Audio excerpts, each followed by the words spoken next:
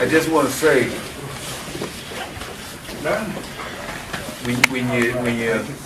when you're doing your technique, keep in mind, form before speech. And again, I have to repeat what Einstein said. He says, sometimes my education gets in the way of my learning. How can a man's education get in the way of his learning? It can. If you've been taught a certain way,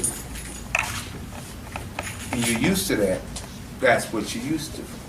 When I started training with Dr. Powell, he picked me up and threw me. And I was like a cat going into the water. He did something, and I went, and I grabbed him, and he started laughing. Yeah, karate man, huh? And I'm like, so I'm like, man, this thing here. Because now I'm under the concept now, I say, you know what? I'm going to really have some embarrassing moments here. I see that. Because the only way I can get through that training, I had to allow my ego to go to rest. Because, man, and every time he did something, I was like, pain here, pain. I said, oh, damn, what this man doing? Okay? But he taught me that humility is the beginning of learning. And no matter what you know, as the Shaolin master told his student, you got to empty your cup. And I'm sure some of you probably heard that story about the student going to the Shaolin temple to train with the masters. And they let him sit outdoors for a long time. When they decided to let him in, the master was talking to him, and he said, yeah, I do that. I know that technique. Oh, yeah, I know that too. Oh, yeah, I did that before. So the master started pouring the chi. And the chi came up over his cup, and it was overflowing. His chi was overflowing the cup. And the student said, Master, can't you see the cup is overflowing? He said, yes, just like you. With your own ideas and your own opinions. He said the usefulness of a cup is in its emptiness, not when it's filled. So you got to empty your cup. And he said, oh, okay. And that's like any of us, man. The most innocent and empty vessel we can find is a little baby. You know, you can teach a baby anything. Because the baby is not going to have these prejudicial ideas about, man, I know more than that. That's why I hear kids sometimes when they're talking like, they could be 10 years old, they're like they've been here for 40 years. I said, man, somebody just got through wiping your butt. How you think you know something? So for all of us, being humble and humility is a very important trait. No matter what kind of belt we have, because when you become a Udansha or a black belt holder, it's just the beginning of learning. It's the beginning. It's not the end. And then there's a whole lot of other things you can know. Because right now, Jiu-Jitsu, as far as the system is concerned, it is called a Tai Chi system. It's a stand-up system. So Dr. Powell didn't teach a whole lot of grappling, or groundwork. He didn't do that. But does that mean that any of the students of that system shouldn't seek out what they didn't get from that system? It don't mean that. Like he said, you are responsible for your own learning.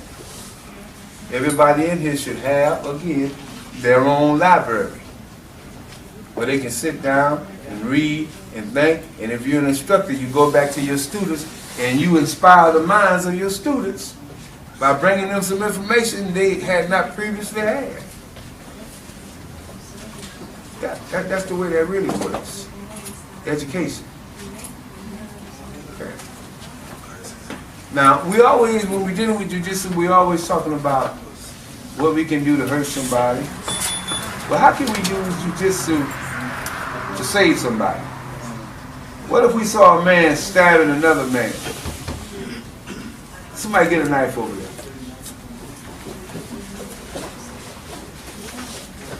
This for my own edification here. Okay, say for instance, Richie was stabbing Shihan Jimmy. Go up on him, stay on the floor, Cynthia. Say you lay it out. Okay, go up on him. Okay, now, what I'd like to know, who has an idea of how to stop him from stabbing him? Disarming. Come on up, show it to me.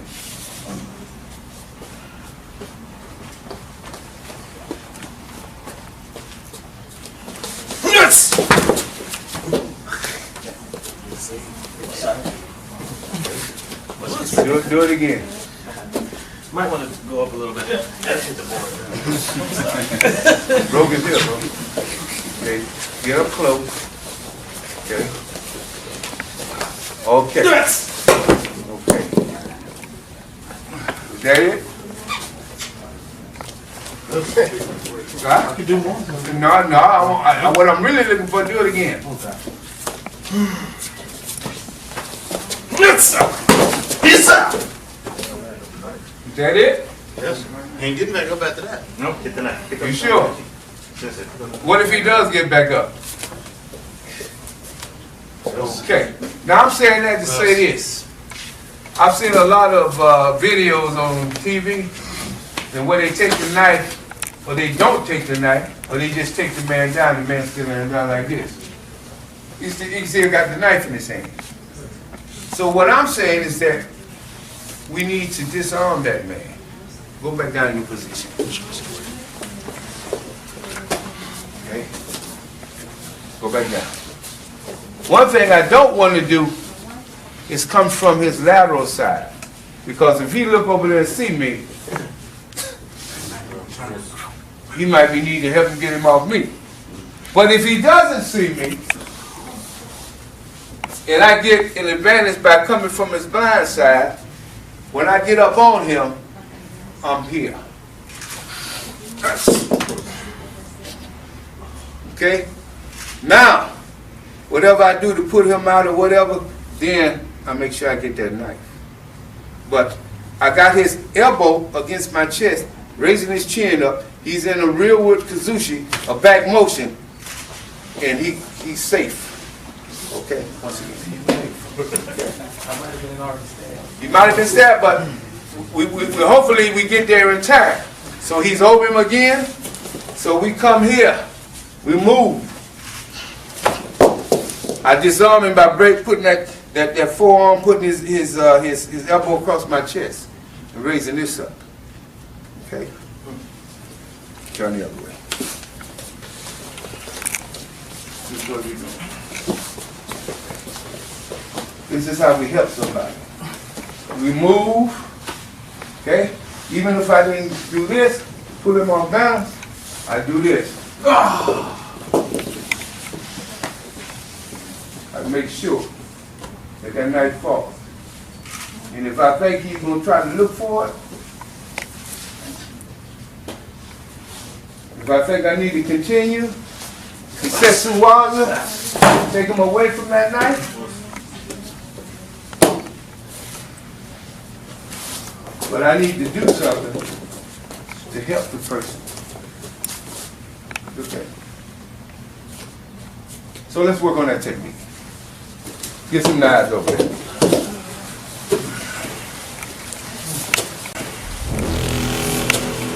Helping somebody with your jiu-jitsu. Stay out of his sight. You got to sneak up on him. I'll be the attacker. Come on, Sensei. Get a knife, get your partner.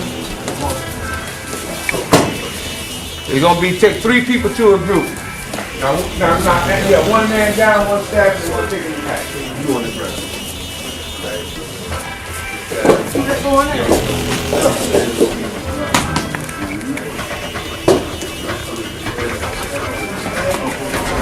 Where you going with it? I mean, you walking around the street? You got to do something with it. Now, the chin goes back. Elbow, take that with you. Yeah. Rotate. Where hand one please?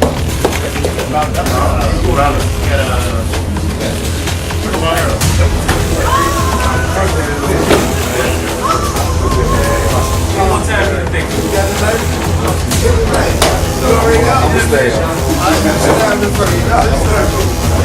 Okay, go ahead. Stand right.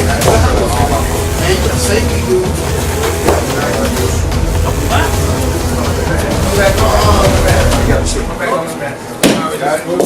Stay down. Check that weapon. I did it. Stay down.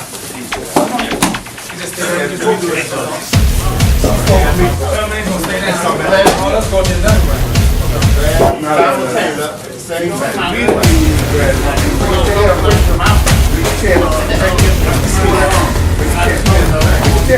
There you go.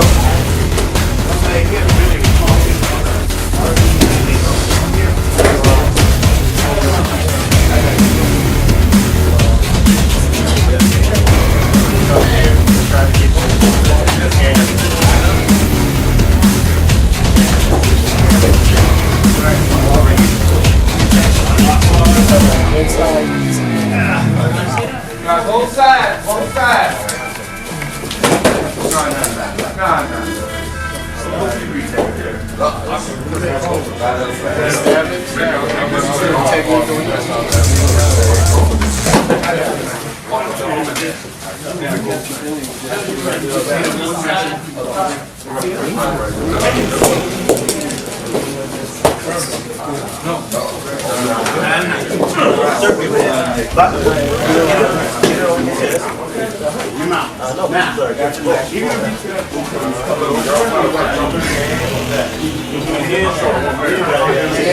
Try both sides, both sides. Both sides. You get both sides.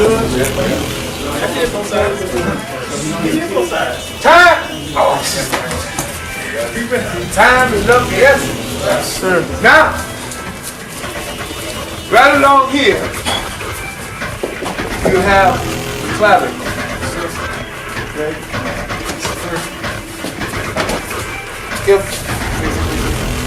If I came here,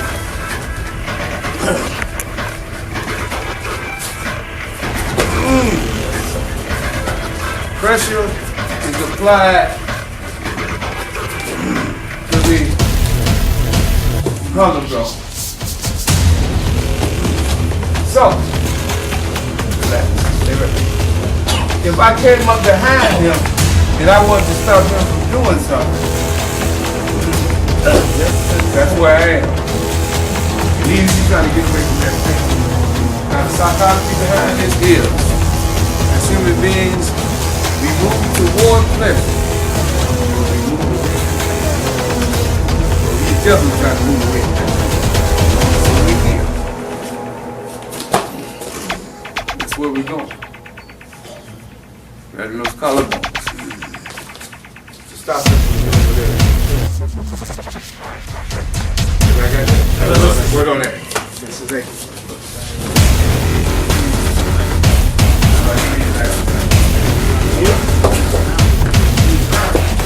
Coming up behind. All right.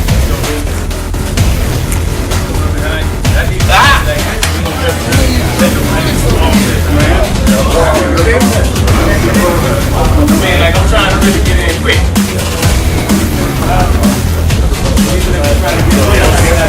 Down, bring it down, bring it down.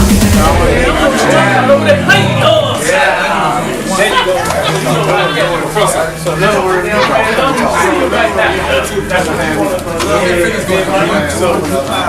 so if you see me out there, you the bounce in the club, and you want to do it nice, man, I don't see you, man. That's us. You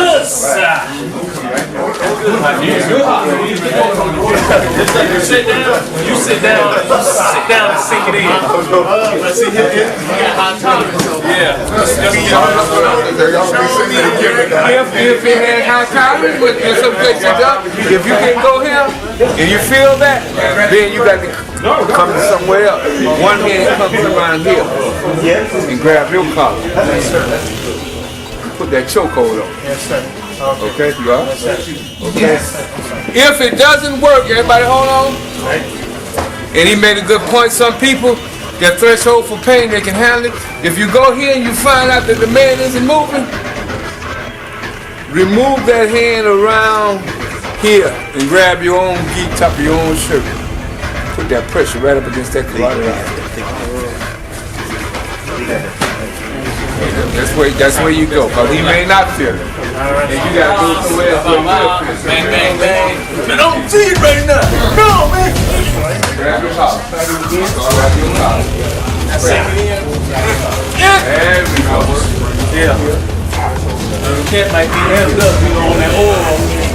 Come around here, trying to, you don't see it. Further up. Attacking up the coming up underneath.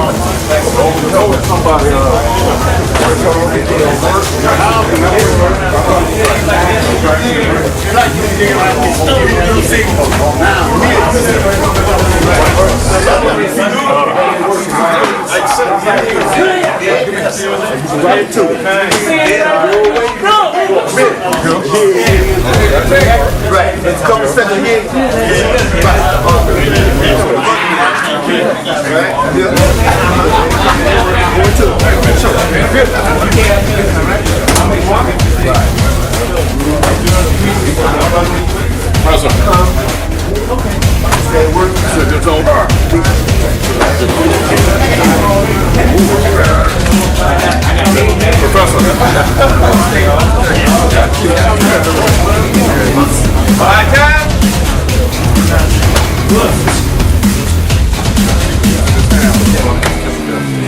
Okay,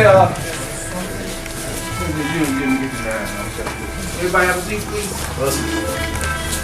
We're going to go into a couple of knife techniques as far as disarming. But what I like to have performed first is what we call tantile.